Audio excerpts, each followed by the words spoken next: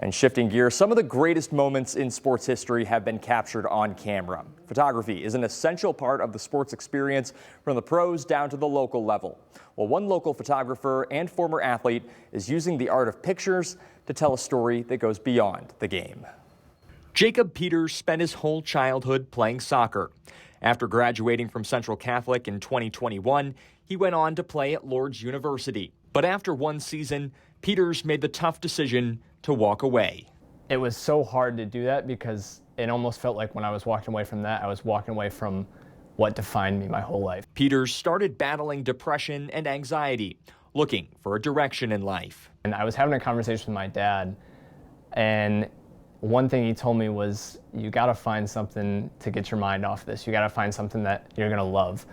And he had this old camera. Peters started out capturing high school games, and if you thought it came naturally to him, you'd be wrong.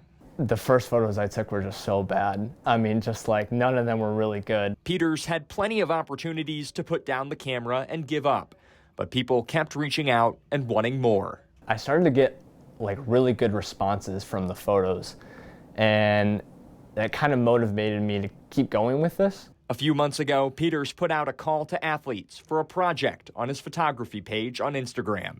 Basically, they just had to answer their why and why they play the sport they love. It was all about experiences with your mental health. Peters got more than 160 responses in the first hour.